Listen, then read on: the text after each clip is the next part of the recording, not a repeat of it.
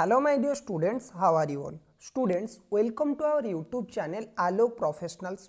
Students, हम लोग BCom first year second semester का एक बहुत ही important subject income tax cover कर रहे थे और इनकम टैक्स में हम लोग कवर कर रहे थे इसकी income from salary chapter. Okay, income from salary chapter में भी हम लोग कवर कर रहे थे पर्क्विजाइट्स। पर्क्विजाइट्स में अभी तक हमने बहुत सारे पर्क्विजाइट्स कवर कर लिया है। ओके, लेकिन हमने पिछले क्लास में कवर किया था valuation of the perquisites in respect of motor cars. अगर कंपनी आपको मोटर कार्स प्रोवाइड करता है, कार फैसिलिटी प्रोवाइड करता है, देन इन दैट केस आपको उसकी वैल्यूएशन कैसे करना है और आपकी इनकम में वो कितना टैक्सेबल होगा।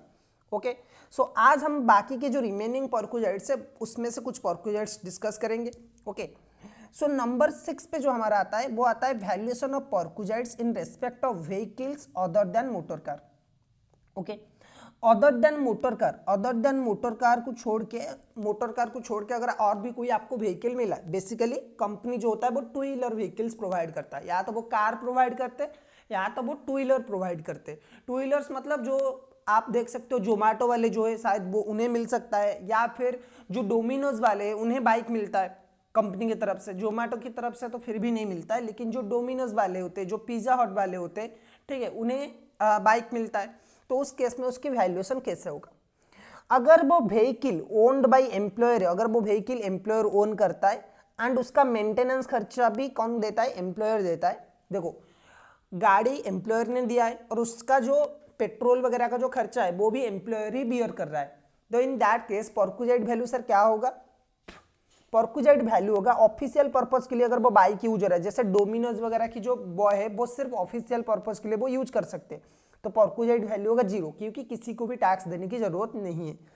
अगर पर्सनल पर्पस के लिए यूज कर रहा है तो मेंटेनेंस कॉस्ट आप ले लीजिए। मेंटेनेंस कॉस्ट मतलब पेट्रोल डीजल ये जो खर्चा है, मतलब पेट्रोल हो गया, रिपेयर मेंटेनेंस हो गया, वो जो खर्चा है maintenance cost plus 10% depreciation.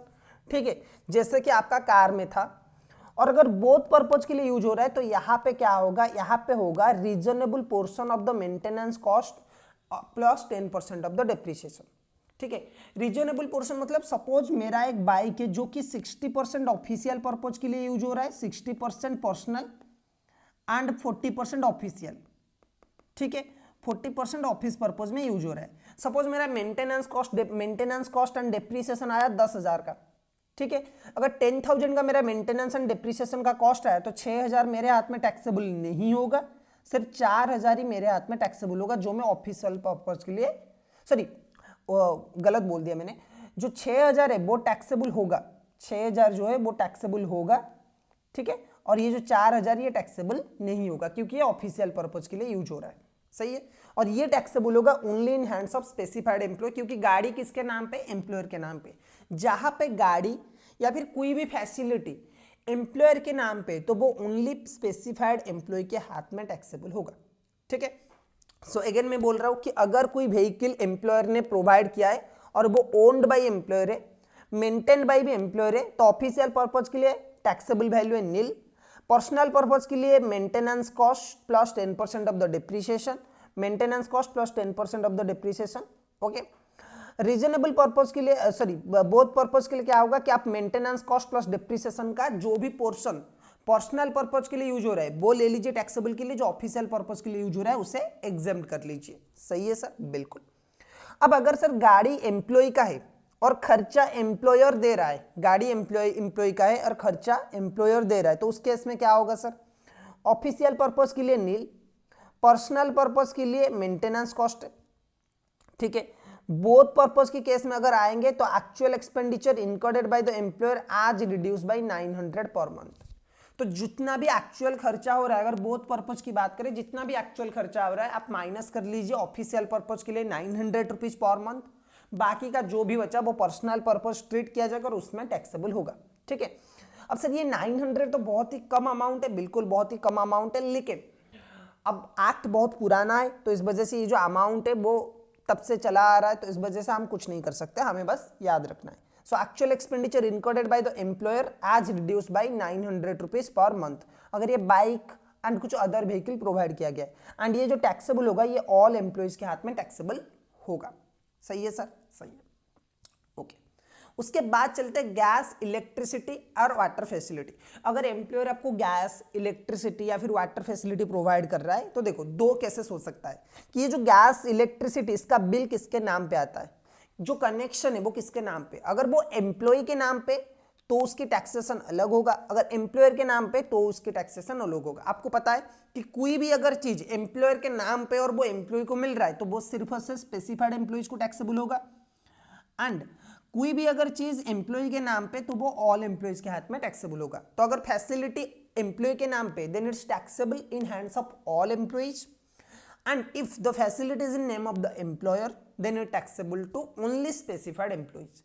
But sir एक बात बता दीजिए कि टैक्सेबल कितना होगा, तो उसके लिए हमें टैक्सेबल परक्विजाइट का जो वैल्यूएशन है वो देखना है। अब दो चीजें हो सकता है कि एम्प्लॉयर के वो खुद के सोर्स है, यानी कि जो गैस है, इलेक्ट्रिसिटी है या फिर वाटर फैसिलिटी है, इनमें से कोई भी है, एम्प्लॉयर वो खुद प्रोवाइड करता है, एम्प्लॉयर का वो खुद का बिजनेस है। सो इन दैट केस अगर एम्प्लॉयर का खुद का बिजनेस है तो मैन्युफैक्चरिंग कॉस्ट ले लो, जितना भी एम्प्लॉयर को मैन्युफैक्चरिंग करने में कॉस्ट आता है वो ले लो, वो टैक्सेबल होगा।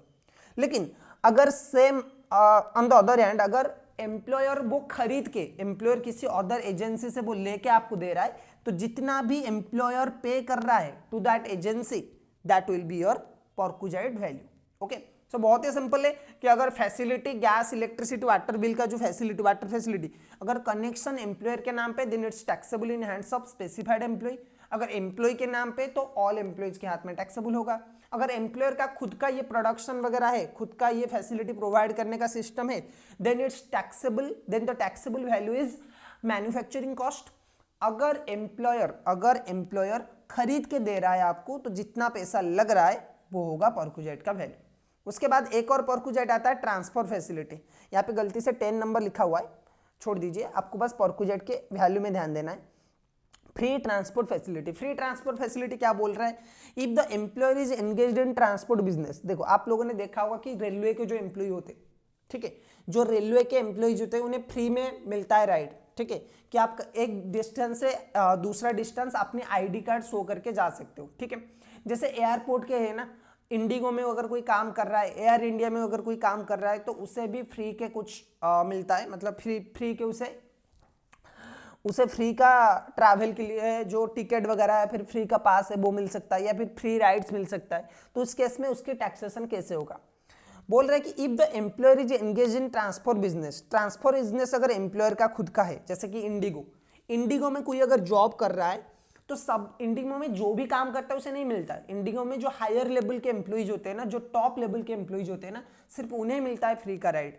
सो अगर इंडिगो में आप जॉब कर रहे हो, कंपनी का ट्रांसपोर्ट बिजनेस है, बिल्कुल सर, तो ये टैक्सेबल होगा। आपको फ्री में अगर मिला है तो जितना पैसा पब्लिक से चार्ज किया जाता है उस सीट के लिए, जिस सीट में आपने ट्रैवल किया है, जितना पैसा पब्लिक को पब्लिक से चार्ज किया जाता है उतना अमाउंट टैक्सेबल होगा। लेकिन किसके हाथ में होगा, only in hands of specified employ.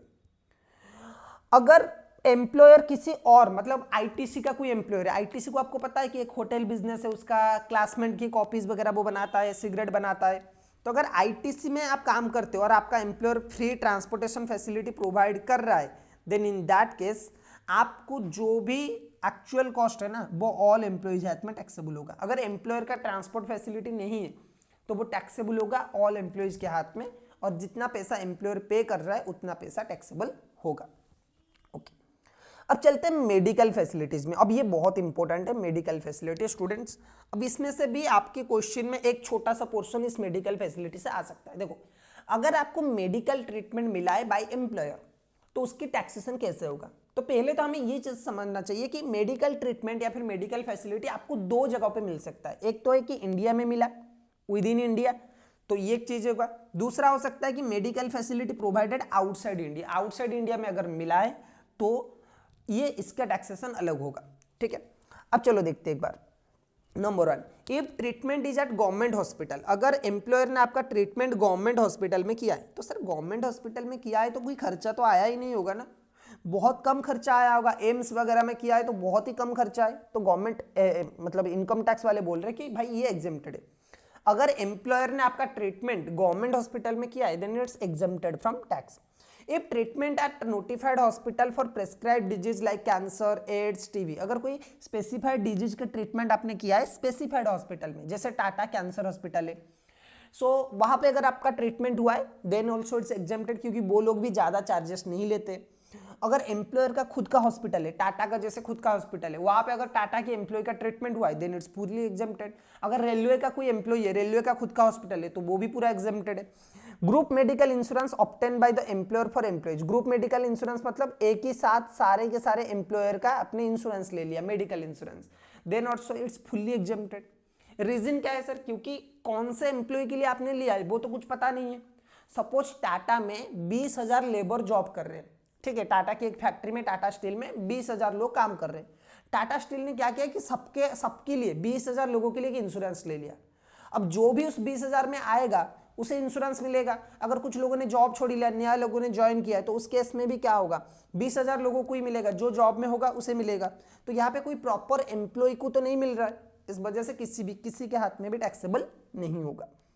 Last वाला बहुत ही इंपॉर्टेंट है, any reimbursement by the employer of any insurance premium paid by the employee for the insurance of his health or any of the family member. देखो, अगर employ ने कोई health insurance लिया है, सपोज मैं एक कंपनी में जॉब करता हूं, मैंने कोई हेल्थ इंश्योरेंस लिया है, और मैंने हेल्थ इंश्योरेंस लिया, उसके बाद मैंने हेल्थ इंश्योरेंस लेने के बाद क्या किया, एम्प्लॉयर को बिल थमा दिया। मैंने हेल्थ इंश्योरेंस लिया, उसका बिल वगैरह मैंने पे किया, चाहे मैंने पॉलिसी बाजार पे लिया है, चाहे मैंने किसी पे लिया है, मैंने बिल थमा दिया एम्प्लॉयर को कि सर मैंने हेल्थ इंश्योरेंस ले लिया है और इतना पैसा आप रिएम्बर्स कर लीजिए।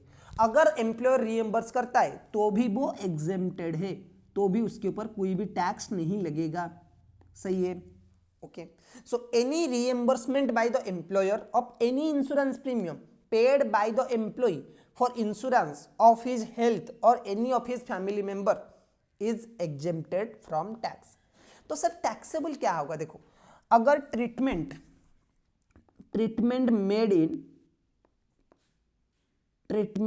मेड इन प्राइवेट हॉस्पिटल, अगर प्राइवेट हॉस्पिटल में आपने ट्रीटमेंट किया है, नर्सिंग होम,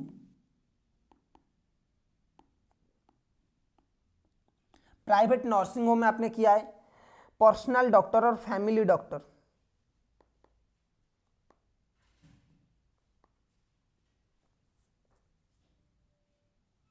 ओके, यहां पे अगर आपने कोई ट्रीटमेंट किया है तो वो पूरा का पूरा टैक्सेबल है। सही है, चलो फिर आते हैं medical treatment outside India. Medical treatment अगर आपको आउटसाइड इंडिया में करना है तो गवर्नमेंट बोल रहा है कि भाई देखो, अगर हमारे देश में ऐसे सिचुएशंस अवेलेबल, ऐसे मेडिकल फैसिलिटीज अवेलेबल नहीं है, high and medical facilities available नहीं है, तो आप फॉरेन में जाके भी ट्रीटमेंट करवा सकते हो, कोई प्रॉब्लम नहीं, और उसका खर्चा भी हम एग्जेम्प्टेड करेंगे। लेकिन देखो कितना एग्जेम्प्टेड करेंगे, मेडिकल ट्रीटमेंट में गवर्नमेंट बोला है कि हम आपका 3 चीजें, फॉरेन में जाके अगर आपने ट्रीटमेंट किया है तो हम आपका 3 चीजें एग्जेम्प्टेड करेंगे। एक है कि आपने हॉस्पिटल में कितना खर्चा किया है, यानी कि मेडिकल एक्सपेंसेस, दूसरा है आपका स्टे एक्सपेंसेस, तीसरा है आपका ट्रैवल एक्सपेंसेस। देखो यही 3 चीजें लगता है आपका। मेडिकल एक्सपेंसेस मतलब मेडिकल एक्सपेंसेस कितना आपने खर्चा किया है मेडिकल में, वो अलाउ होगा। स्टे एक्सपेंसेस का मतलब क्या है सर? स्टे एक्सपेंसेस मतलब वहां पे आप जाओगे, सपोज आप गए यूएसए ट्रीटमेंट करने के लिए, सो यूएसए में अगर आप जा रहे हो तो पेशेंट जाएगा, ठीक है, वहां पे कुछ दिन स्टे करेगा, फिर हॉस्पिटल का फिर उसका ट्रीटमेंट होगा, तो जो स्टे एक्सपेंसेस है वो भी अलाउड है। और आप ट्रैवल करके तो जाओगे ना, बाई एयर जाओगे या फिर बाई शिप जाओगे, तो वो भी एग्जेम्प्टेड है। ओके, सो देखो क्या बोल रहा है, क्या क्या रूल्स है। मेडिकल एक्सपेंसेस के केस में गवर्नमेंट क्या बोल रहा है, या फिर इनकम टैक्स वाले क्या बोल रहे हैं, exempted to the extent of RBI permit. बोल रहे कि एग्जेम्प्टेड होगा, लेकिन कितना होगा सर? आरबीआई जहां तक गाइडलाइन देगा, आरबीआई जहां तक अलाउ करेगा तब तक, मतलब उस लिमिट तक अलाउ होगा। क्योंकि आप जाके खर्चा करोगे डॉलर्स में या फिर यूरोज में, तो जितना भी आरबीआई अलाउ करता है उतना ही क्या होगा, एग्जेम्प्टेड होगा, उससे ज्यादा एग्जेम्प्टेड नहीं होगा। सर एक बात बता दीजिए, ये आरबीआई कहां से आ गया? हम तो इनकम टैक्स पढ़ रहे हैं ना, या तो इनकम टैक्स में तो इंपॉर्टेंट जो है वो है तो सीबीडीटी है, तो आरबीआई कहां से आ गया ये? देखो स्टूडेंट्स, आरबीआई वहां पे आता है जहां पे फॉरेन करेंसी आता है। जब आप फॉरेन करेंसी में, डॉलर में या फिर कहीं पे भी बाहर जाके कोई खर्चा करते हो, डॉलर हो गया, यूरो हो गया, पाउंड हो गया, इसमें खर्चा करते हो तो आरबीआई को आना पड़ता है, क्योंकि आरबीआई जो है वो इंडिया का अपेक्स बैंक है। इंडिया का अपेक्स बैंक होने के नाते उसका जिम्मेदारी है कि इंडिया की जो फॉरेन रिजर्व है उसे मेंटेन करे। तो सर क्या एक जो मरीज है जिसकी ट्रीटमेंट होने वाला है उसके लिए भी खर्चा अलाउ नहीं करेंगे? नहीं करेंगे, लेकिन कुछ लोग होते हैं कि इसे टैक्स बेनिफिट में यूज करते हैं। इंडियन लोग बहुत जुगाड़ होते हैं ना, इंडियन लोग इतने जुगाड़ होते हैं कि एक एग्जांपल देता हूं। सपोज कोई पर्सन, एक पर्सन है जिसका नाम है मिस्टर प्रसन्न। सपोज मिस्टर प्रसन्न उड़ीसा का एक बंदा है, उड़ीसा में वो रहता है, नया नया शादी हुआ इसका, ठीक है। मिस्टर प्रसन्न का नया नया शादी हुआ, अब बीवी के साथ हनीमून में तो जाना है, तो सोचा कि कहाँ जाएंगे? स्विट्जरलैंड में जाएंगे सर हनीमून, ठीक है। स्विट्जरलैंड डिसाइड किया दोनों ने हनीमून जाने के लिए। अब निर्मला सीतारमण जो हमारे फाइनेंस मिनिस्टर है, उन्होंने बोला है कि अगर आप फॉरेन जाते हो और वहां पे जाके 2 लाख से ज्यादा आप कोई भी खर्चा करते हो, 2 लाख रुपए से ज्यादा अगर खर्चा करते हो फॉरेन में, तो आपके ऊपर टैक्स लगेगा। बिल्कुल सर।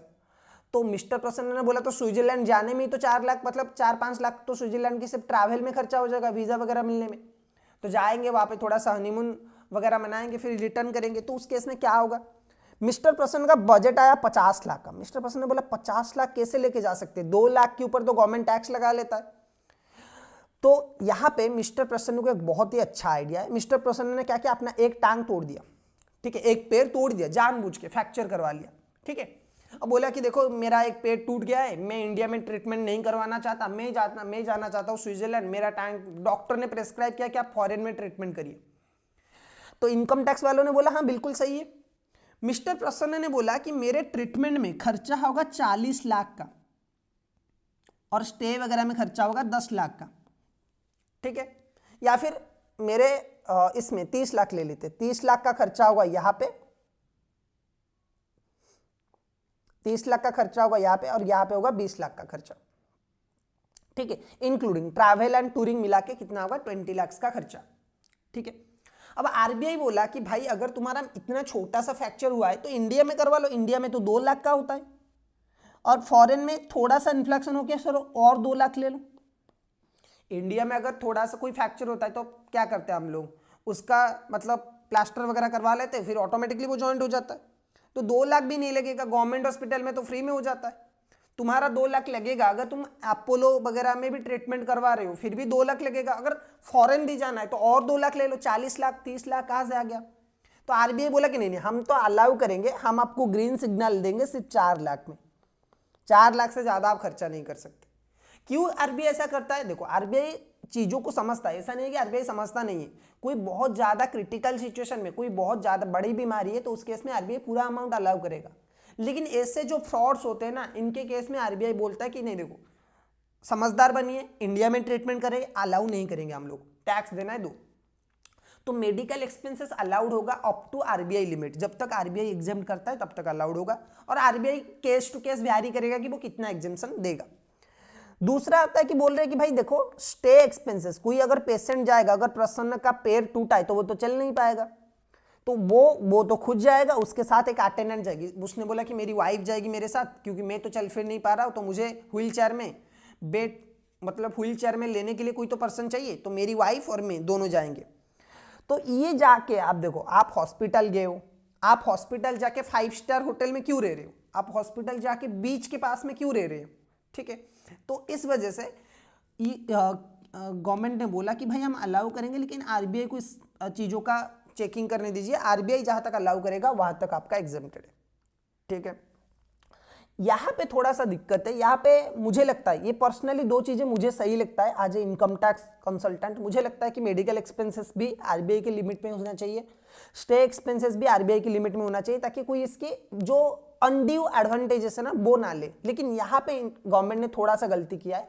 गवर्नमेंट ने बोला कि देखो ट्रैवल एक्सपेंसेस एग्जेम्प्टेड होगा फॉर 1 पेशेंट एंड 1 अटेंडेंट, एक पेशेंट के लिए एंड एक उसके साथ जो अटेंडेंट जा रहा है उसके लिए एग्जेम्प्टेड होगा। लेकिन कहां तक एग्जेम्प्टेड होगा sir?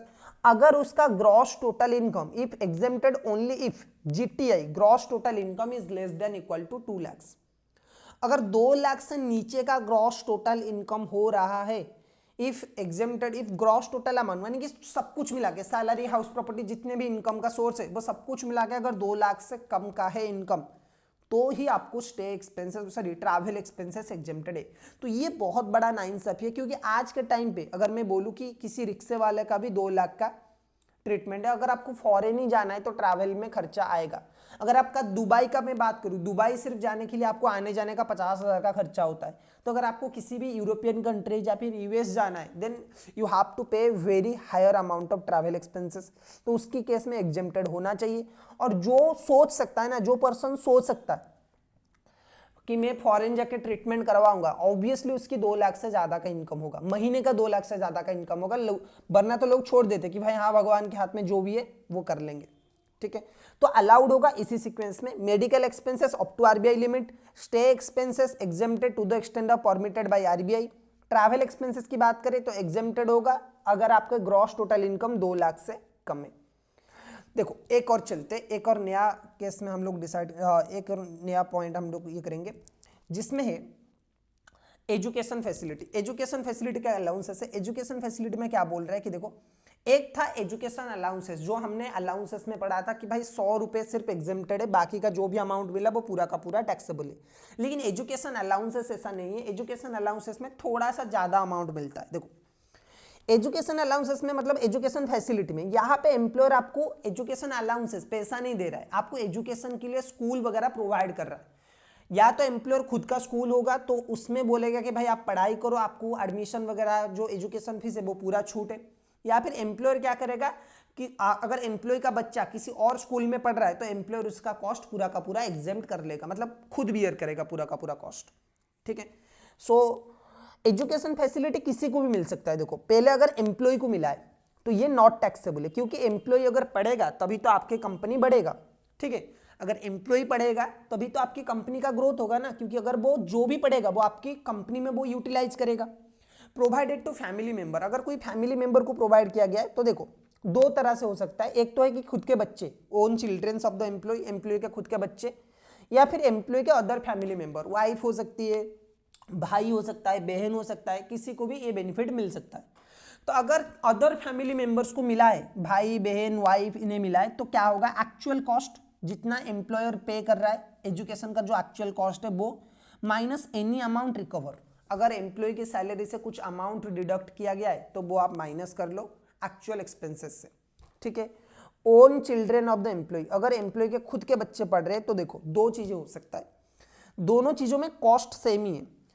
Institution owned by the employer, अगर एम्प्लॉयर का खुद का इंस्टीट्यूशन है, और एक अदर इंस्टीट्यूशन। देखो एम्प्लॉयर का अगर खुद का इंस्टीट्यूशन है तो cost of the education in the similar institution. Suppose कोई बच्चा, एम्प्लॉयर का एक स्कूल है और एम्प्लॉय का बच्चा 5th क्लास में पढ़ रहा है और वो आईसीएस सिस्टम है, ठीक है, सीबीएसई से आईसीएसई है, ओके। तो सीबीएसई सिस्टम है या फिर आईसीएसई सिस्टम है, तो उस केस में जावियर सपोज जितना चार्ज कर रहा है, ठीक है, जावियर स्कूल जो है वो जितना चार्ज कर रहा है, या फिर डीएवी स्कूल है वो जितना चार्ज कर रहा है, जो भी उस लेवल का एजुकेशनल इंस्टीट्यूशन है वो जितना चार्ज कर रहे हैं, वो amount minus 1000 rupees per month. तो एम्प्लॉय को जो एग्जेम्पशन मिलेगा वो कितने का मिलेगा सर, वो सिर्फ और सिर्फ 1000 का मिलेगा। परक्यूजेट का वैल्यू क्या लेंगे कि cost of the similar education in similar institution, same school college education के लिए जो एम्प्लॉय का बच्चा पढ़ रहा है उसके लिए कितना पैसा चार्ज कर रहे हैं, ठीक है। अदर इंस्टीट्यूशन की अगर मैं बात करूं तो अगर कोई और इंस्टीट्यूट में पढ़ रहा है, सपोज एम्प्लॉयर ने बोला कि आपने बच्चों को जहां पढ़ाना है पढ़ो, आपने पढ़ाया जावियर में, तो जो भी एक्चुअल कॉस्ट है उसमें से 1000 रुपए माइनस कर लीजिए, जो भी आएगा वो आएगा परक्यूजेट्स का वैल्यू, ठीक है, ओके। सो एक और लास्ट हम लोग कवर कर लेते हैं जो है गिफ्ट वाउचर और टोकन गिवन बाय एम्प्लॉय, ठीक है। अगर एम्प्लॉयर ने गिफ्ट वाउचर वगैरह एम्प्लॉय को दिया है, ठीक है, तो 5000 से अगर ज्यादा का गिफ्ट वाउचर है तो क्या होगा, इन एक्सेस ऑफ 5000 वो टैक्सेबल होगा, इन एक्सेस ऑफ 5000 जो है वो टैक्सेबल होगा। तो इसका मार्केट में 2 भी हुए, देखो लॉ में लिखा गया है कि in excess of 5000 will be taxable. तो कुछ लोग ये बोलते हैं कि सपोज गिफ्ट वाउचर किसी को मिला है 10,000 का, कुछ लोग बोलते हैं कि 5000 माइनस कर लो, जो 5000 बचा वो टैक्सेबल है, जो एक्सेस अमाउंट है। कुछ लोग बोलते हैं कि नहीं नहीं नहीं नहीं, अगर 5000 से ज्यादा हुआ तो पूरा का पूरा टैक्सेबल है। ठीक है। तो सर आप हमारे लिए कौन सा सही है, देखो लॉ के हिसाब से तो ये वाला सही है, लेकिन ये वाला भी गलत नहीं है, दोनों सही है, दोनों में से आप जो भी करोगे वो पूरा का पूरा सही है। सो आपको कौन सा करना है, आपको मुझे लगता है कि ये वाला करना चाहिए, 10,000 माइनस 5,000, तो जो एक्सेस अमाउंट होगा उसी के ऊपर आपको टैक्स लेना है। अगर ये कैश वगैरह में मिला है, कैश और कन्वर्टेबल इनटू मनी है, तो ये कोई एग्जेम्पशन नहीं मिलेगा, सिर्फ अगर कोई गिफ्ट वाउचर मिला है तो वो ही टैक्सेबल होगा। सही है, बिल्कुल सर। चलो सो स्टूडेंट्स, आज के क्लास में हम इतने में ही रखते हैं। आज के क्लास में हम लोग और ज़्यादा डिस्कशन नहीं करेंगे, और इसके बाद सिर्फ दो ही जो अलाउंसेस है वो बचा है, मतलब 17 तक बचा हुआ है, तो यहाँ तक हम पूरा का पूरा नेक्स्ट क्लास में कवर कर लेंगे। ठीक है, सो आज के क्लास में बस इतना ही। होपफुली आपका आज का क्लास आपको अच्छा लगा होगा। अगर वीडियो अच्छा लगा है तो वीडियो को लाइक करिए, चैनल को सब्सक्राइब करिए। हम फिर मिलेंगे और एक